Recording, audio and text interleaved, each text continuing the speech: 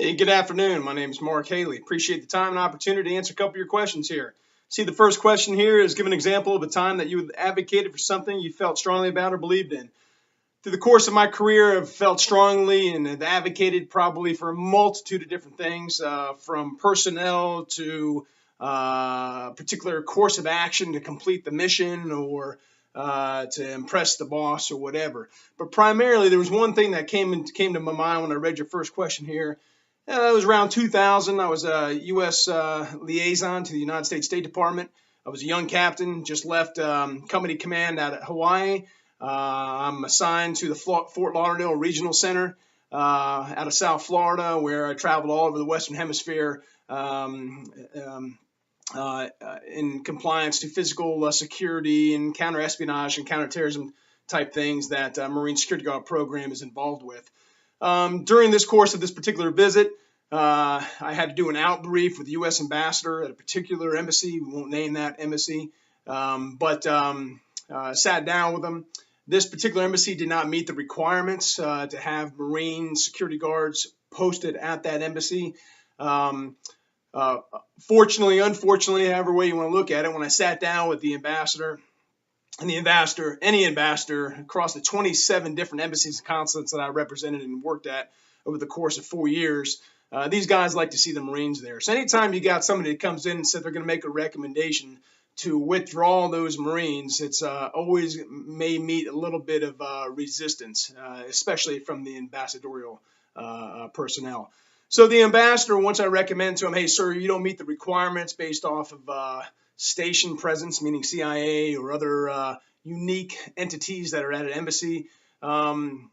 He was pretty strongly that felt that I shouldn't put that in my report, that they did meet the requirements, which during the inspection and working with the Diplomatic Security Service, they did not meet that requirement to maintain a Marine Security Guard presence there.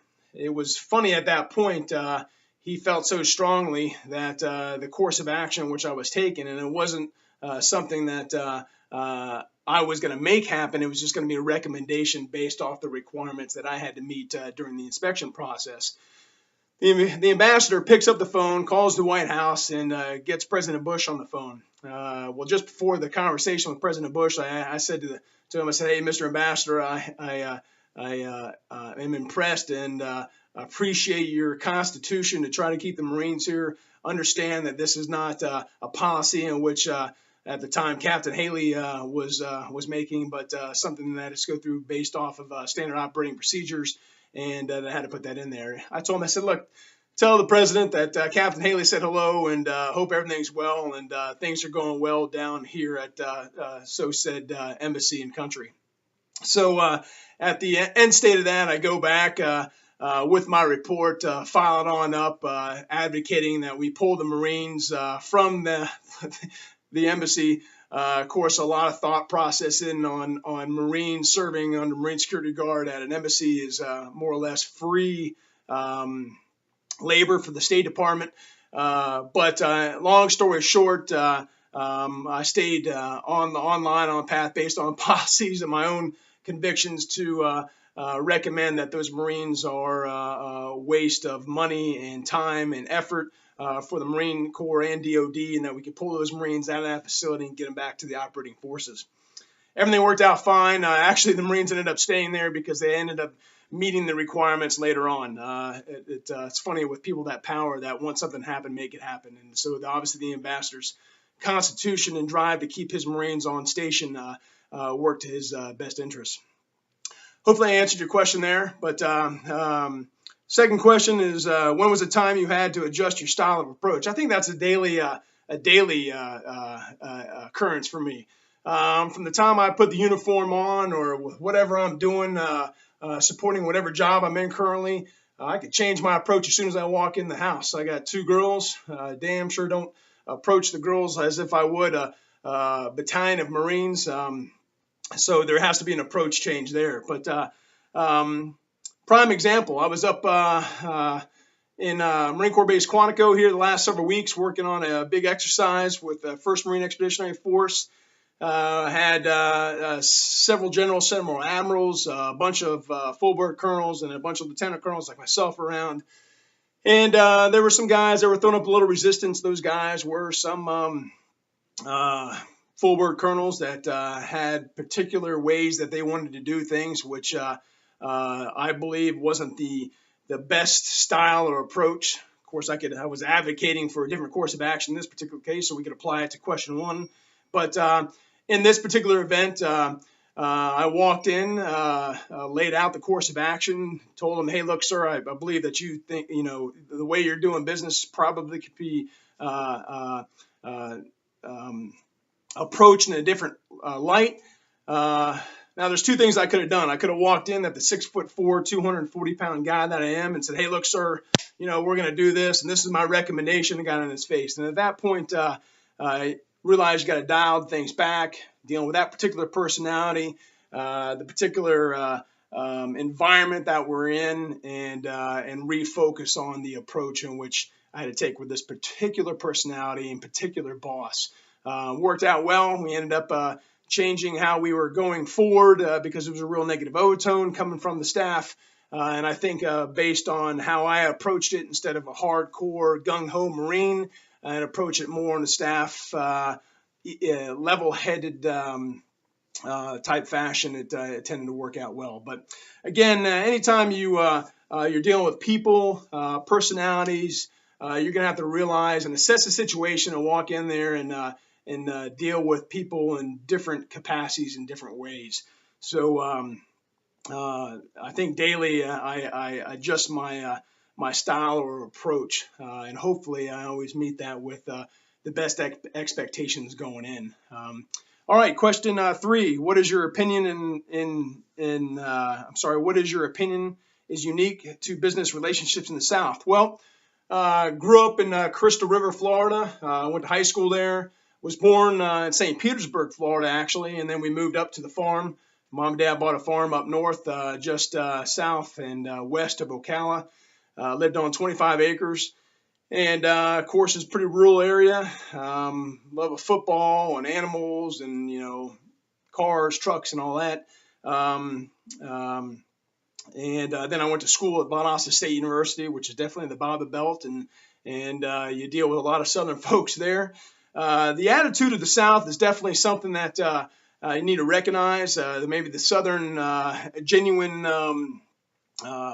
passionate Southern behavior up north definitely seems out of place, but people recognize that very kindly and were considerate, etc.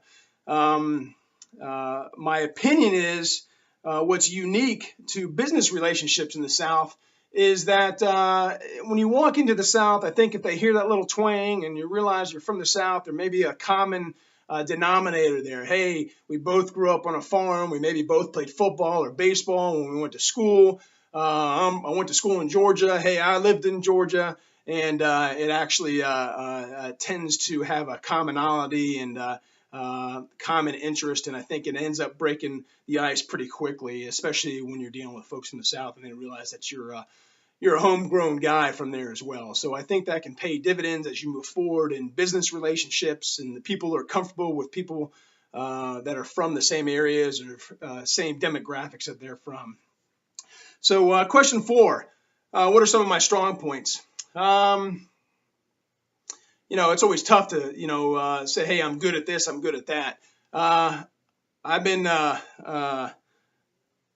accused of being having no on or off switch, and being extremely loyal and genuine, and sometimes brutally honest. That can get you in trouble sometimes, but I think that if you're convicted and live by a moral compass, and you strive to be a good person and use your talents and those convictions that maybe offset those talents, that loyalty, to friendships and to family go a long way. So overall, I think what my strong points are extremely dedicated, loyal, friend, and loving type of guy that always tries to see something through to completion. Again, that's where that not having that off switch, as my wife accuses me of often, not having is beneficial to try to get certain things done. Of course, you can stress yourself out sometimes doing that. Last question: what would make me happy in a job? I'm still trying to figure out what I'm going to do when I grow up.